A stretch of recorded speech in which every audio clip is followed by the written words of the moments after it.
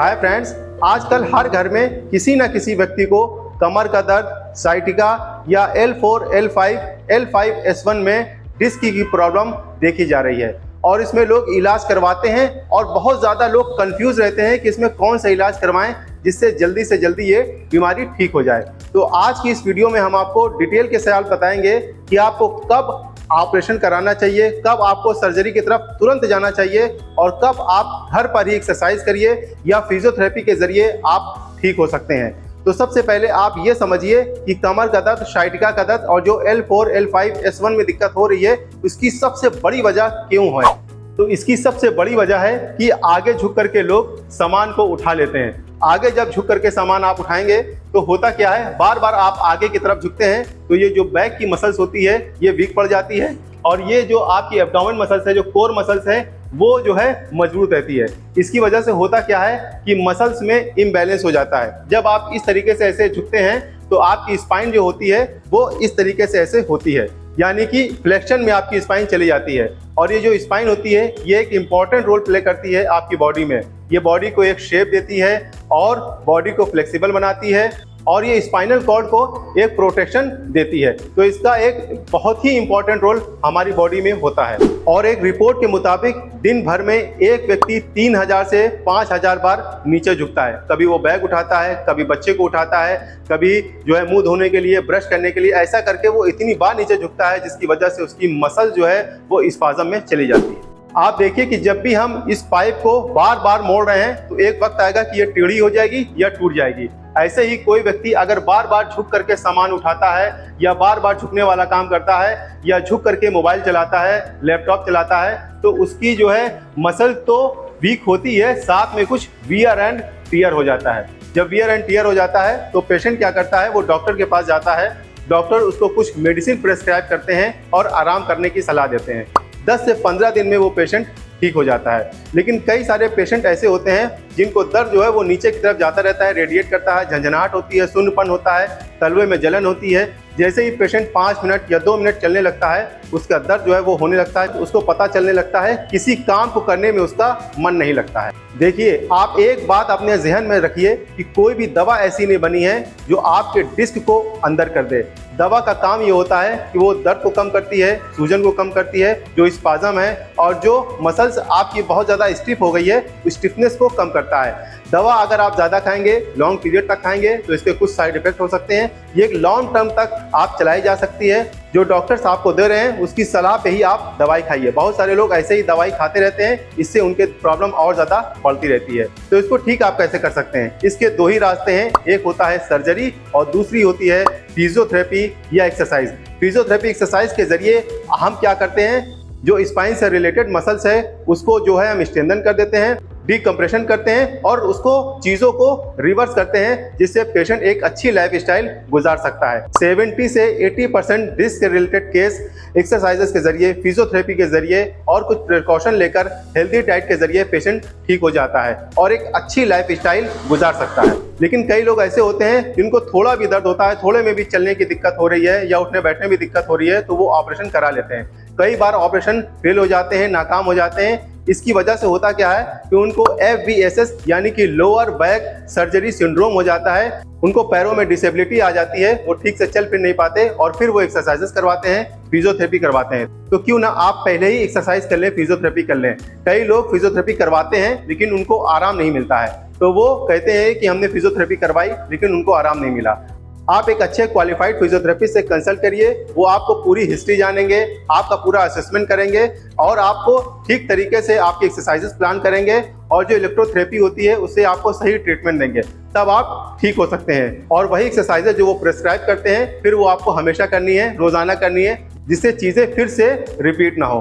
और सर्जरी आपको तब करवानी चाहिए जब आपको ब्लैडर बावल की दिक्कत हो, यानी कि लैट्रिन और बाथरूम आप होल्ड ना कर पा रहे हो। दूसरा, जब भी आपका फुट ड्रॉप हो या चलने में आपका पैर बिल्कुल भी लोड ना ले पा रहा हो या आपकी मसल्स की वेस्टिंग हो रही हो, पैर आपका पतला हो रहा हो, तब आपको ऑपरेशन तुरंत करवा लेना चाहिए। तो आज की इस वीडियो में हम आपको कुछ एडवांस लेवल की एक्सरसाइज बताएंगे, क्योंकि पिछली वीडियो में हमने कुछ बेसिक लेवल की एक्सरसाइज बताई थी और कई लोगों ने उसको किया और हमने एक पोल करवाया तो कुछ लोगों ने बताया कि 100% ठीक हो रहे हैं। तो इस एक्सरसाइज को जो आज हम बताएंगे, अगर आप उसको रोजाना करते हैं दवाई समझकर, तो 10 से 15 दिन में, 20 दिन में आप देखेंगे कि आपकी जो सूजन है, जो दर्द है और जो स्पाइन की हेल्थ है, उसमें भी इंप्रूवमेंट धीरे धीरे आने लगा। तो अगर आपको कमर का दर्द है, साइटिका का दर्द है या L4, L5, L5S1 में कोई प्रॉब्लम है, तो ये वीडियो आपके लिए है। तो अगर आप चैनल पर नए हैं तो इसको जरूर सब्सक्राइब कर लीजिए, क्योंकि हम हेल्थ से रिलेटेड ऐसे ही कंटेंट लाते रहते हैं। मैं हूं आपका physiotherapist doctor Zeeshan Ali, Physiovedic clinic Lucknow से। तो पिछली वीडियो में हमने आपको बताया था एक तकिया अंदर रखने के लिए और इस तरीके से ऐसे उठने के लिए। अब आपको क्या करना है, इस तरीके से अपना हाथ इस तरीके से रख लेना है और धीरे धीरे धीरे धीरे आपको पूरा ऊपर आना है, सांस को खींचते हुए। और गर्दन आपकी ऐसे नहीं रहेगी, गर्दन आपकी ऊपर की तरफ रहेगी और यहाँ पे 5 सेकंड तक आपको होल्ड करके रखना है। 1 2 3 4 5, फिर नीचे और फिर धीरे धीरे आपको सांस को खींचते हुए और फिर यहाँ पे आप सांस को छोड़िए। इस एक्सरसाइज को आप 4 से 5 बार शुरुआत में आपको करना है। बहुत ही धीरे धीरे आपको ऊपर उठना है, क्योंकि बहुत सारे लोग ओल्ड एज के होते हैं, वो ऊपर उठ नहीं पाते। तो आपको सिर्फ कोशिश करनी है, जहाँ पे भी आपका दर्द ना हो वहाँ तक कि आप ऊपर उठ सकते हैं। और ये एक्सरसाइज आप सुबह शाम जरूर करिए। ये एक्सरसाइज उन लोगों में बहुत ज़्यादा फायदेमंद होती है जिनको एक्यूट डिस्क है, यानी कि फ्रेश डिस्क की दिक्कत हुई है। जैसे ही वो झुके और कट से कुछ हुआ और उनकी डिस्क जो है वो बाहर आ गई, तो ये एक्सरसाइज उन लोगों के लिए बहुत ही ज़्यादा फायदेमंद होती है। दूसरी एक्सरसाइज में आपको क्या करना है, इस तरीके से ऐसे पैर मोड़ लेना है। बहुत सारे लोग ऐसे मोड़ते हैं, तो ऐसे आपको नहीं करना है, धीरे से आपको लाना है। और जिस पैर में आपको दिक्कत है, जैसे आपको दाहिने पैर में दिक्कत है, तो ये वाला पैर आपको इस तरीके से रख लेना है और फिर अपने दूसरे हाथ से इस तरीके से ऐसे पैर को खींचना है। ध्यान रखिएगा, आपका सिर्फ पेल्विस रोटेट होना चाहिए, पूरा रोटेट होना चाहिए। बहुत सारे लोग ऐसे करते हैं, ऐसे आपको बिल्कुल भी नहीं करना है। कंधा आपका नहीं उठना चाहिए, सिर्फ धीरे धीरे आपको इस तरीके से ऐसे खींचना है। तो आप देखेंगे आपकी सारी मांसपेशियां जो है खींचेंगी, इससे आपको काफी रिलैक्सेशन मिलेगा। ये एक्सरसाइज शुरुआत में आप सिर्फ 10 से 15 बार करिए और धीरे धीरे आप नंबर ऑफ काउंट बढ़ाते जाइएगा। जिस पैर में आपको दिक्कत है उसी पैर में करिएगा। अगर आपके दोनों पैर में दिक्कत है तो दोनों पैर की एक्सरसाइज आपको साथ में करनी है। अगर यहाँ तक मेरी वीडियो आपको अच्छी लग रही है तो इसको एक लाइक जरूर कर दीजिए। और अगर आप हमसे कुछ पूछना चाहते हैं तो आप व्हाट्सएप करके भी पूछ सकते हैं। अगर आप बहुत ज्यादा परेशान हैं कमर के दर्द से, साइटिका के दर्द से, तो आप हमसे पेड प्राइवेट कॉल बुक कर सकते हैं। इसमें हम आपको प्रॉपर वे में गाइड करेंगे कि क्या आपको चीज करना चाहिए, क्या चीज आपको नहीं करना चाहिए। और अगर बहुत ज्यादा जरूरी होगा तभी आप कॉल बुक कराइएगा, नहीं तो हमारी वीडियोस आप देखिए, उसको समझिए और उसको अप्लाई करिए, आपको आराम जरूर मिलेगा। तीसरी एक्सरसाइज हम करेंगे, उसमें हम इस तरीके से ऐसे करवट ले लेंगे, हाथ को इस पोजीशन में रख लेंगे और आप तकिया इस तरीके से लगा सकते हैं ताकि आपकी स्पाइन जो है वो न्यूट्रल पोजीशन में रहे। फिर आपको पैर को इस पोजीशन में रख के और इस तरीके से आपको पैर को उठाना है 5 सेकंड तक होल्ड रखना है और फिर नीचे। इस एक्सरसाइज को करने से आपकी पेल्विस का फाउंडेशन सही होगा, जो आपकी मसल्स कूल्हे की जो है वीक पड़ गई हैं वो स्ट्रेंथ होंगी, उसमें ताकत आएगी। और ये एक्सरसाइज आप करते हैं तो आपकी कूल्हे की मोबिलिटी और फ्लेक्सिबिलिटी, लचीलापन बढ़ेगा। ये भी एक्सरसाइज आप 15 से 20 बार करिए। और अगर आपके दोनों पैरों में दिक्कत है तो आप जो है दोनों पैर की एक्सरसाइज इस तरीके से ऐसे करिए। और शुरुआत में बहुत ही कम करिएगा, ज्यादा आपको नहीं करना है और दिन भर में आप 2 बार कर सकते हैं। चौथी एक्सरसाइज हम करेंगे नी टू चेस्ट एक्सरसाइज। उसके लिए आपको धीरे से अपना पैर इस तरीके से लाना है, ऐसे आपको बिल्कुल भी नहीं करना है। ऐसे अगर आप करेंगे तो आपका दर्द बढ़ सकता है। तो आपको धीरे से अपना पैर लाना है और अपने हाथों की उंगलियों को क्रॉस करके और इस तरीके से ऐसे खींचना है। 2 बात इसमें ध्यान रखिएगा, आपको नी टू चेस्ट एक्सरसाइज तो है ये, लेकिन चेस्ट में लगाने की कोशिश नहीं करना है। बहुत सारे लोग चेस्ट में लगा ही देंगे, वो ये समझ, ऐसा आपको बिल्कुल भी नहीं करना है। जहां तक आपकी पूरी मसल खींच रही है या जहां तक दर्द नहीं हो रहा है वहीं तक आपको ऐसे खींचना है। दूसरी बात, अगर आपके घुटने में दर्द है, गठिए की दिक्कत है, तो आप इस तरीके से पकड़ के खींचना है।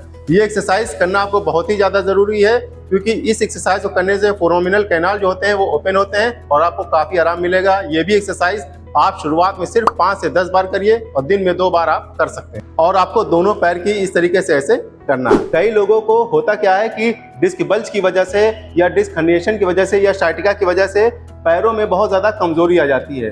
तो पैरों को आपको स्ट्रेंथन भी देना है। उसके लिए आपको क्या करना है, एक टॉवेल का रोल बना लेना है और नीचे आपको इस तरीके से रख लेना है। हमारे पास ये रोल है तो हम रोल से ही बता दे रहे हैं। और फिर आपको लेट जाना है और ध्यान रखिएगा कि आपका पैर इस तरीके से न रहे, बिल्कुल सीधा रहे और फिर आपको दबाना है और छोड़ना है। कई लोग करते क्या है कि दबाते हैं तो उनकी एड़ी इस तरीके से उठ जाती है, ये बात आप ध्यान रखिएगा कि एड़ी बेड से टच में रहे, दबाना है छोड़ना है, दबाना है छोड़ना है। इस एक्सरसाइज को करने से आपकी क्वाड्रिसेप्स मसल जो है वो स्ट्रांग होगी, आपका फाउंडेशन जो है वो मजबूत होगा और चलने में जो आपके वो वीकनेस लग रही है वो वीकनेस भी धीरे धीरे कम होने लगेगी। ये एक्सरसाइज जो है आप दोनों पैरों में करिएगा, एक पैर में आपको नहीं करना है, दोनों पैर में आपको करना है। 25 बार, 30 बार, 50 बार जितना हो सके आप इस एक्सरसाइज को करेंगे तो आप देखेंगे कि आपके पैरों में धीरे धीरे स्ट्रेंथ बढ़ने लगी। लास्ट एक्सरसाइज हम करेंगे हिप ब्रिजिंग सेतु बंधासन। उसके लिए आपको करना यह है, इस तरीके से ऐसे पैर को मोड़ लेना है और फिर अपनी कमर को इस तरीके से ऐसे उठाना है, यहाँ पे रोके रखना है 1 2 3 4 5 और फिर नीचे, फिर उठाना है और फिर नीचे। ये एक्सरसाइज आप 10 से 15 बार करिए शुरुआत में और दिन में 2 बार आप जरूर करिए। जब आपका दर्द जो है धीरे धीरे कम होने लगे तो आपको करना ये, एक पैर सीधा कर लेना है और फिर आपको इस तरीके से ऐसे उठाना है, रोके रखना है 5 सेकंड तक, फिर आपको नीचे रख देना है। लेकिन शुरुआत में ये एक्सरसाइज ना करिएगा। इस एक्सरसाइज को करने से आपकी कमर की मसल्स, आपके कूल्हे की मसल जो है वो मजबूत होगी। ये एक्सरसाइज बहुत ही ज़्यादा फायदेमंद होती है कमर दर्द के लिए, साइटिका के लिए और डिस्क प्रॉब्लम वालों के लिए। तो ये एक्सरसाइज आप दिन में 2 बार दवाई समझकर ये एक्सरसाइज आप जरूर करिएगा। फिर जब भी आप, एक बात ध्यान रखिएगा कि जब भी आपको उठना है, कभी भी आपको उठना है तो इस तरीके से ऐसे करवट लेना है और फिर आपको धीरे से इस तरीके से ऐसे उठना है। तो उम्मीद हम करते हैं कि आपको कंफ्यूजन सारा दूर हो गया होगा कि आपको इसका ट्रीटमेंट किस तरह से लेना है। कई लोग दवाइयों के भरोसे ही रहते हैं कि दवाई हम ले लें और हम तुरंत ठीक हो जाएं। तो आपका ये कंफ्यूजन आज दूर हो गया होगा कि कब आपको दवाई खानी है, दवाइयों के साथ में आपको एक्सरसाइज भी करनी है। अगर आपका दर्द ठीक नहीं हो रहा है तो आप किसी अच्छे फिजियोथेरेपिस्ट की सलाह लीजिए और किस कंडीशन में आपको ऑपरेशन तुरंत करवा लेना चाहिए। हम आशा करते हैं कि आपको सारा डाउट, सारी कंफ्यूजन आपकी दूर हो गई होगी। और अगर आपको कोई सवाल है, आप हमसे कुछ पूछना चाहते हैं तो आप उसको कमेंट बॉक्स में भी लिख सकते हैं। अगर आपको L4, L5 या L5S1 में कोई दिक्कत है या आपको साइटिका की दिक्कत है तो आपको इसमें क्या चीज़ खाना चाहिए, किन चीज़ों से आपको परहेज करना चाहिए, क्योंकि डाइट इसमें एक इम्पॉर्टेंट रोल प्ले करती है। तो आप इस वाली वीडियो को जरूर जाकर देखिएगा। Thank you very much.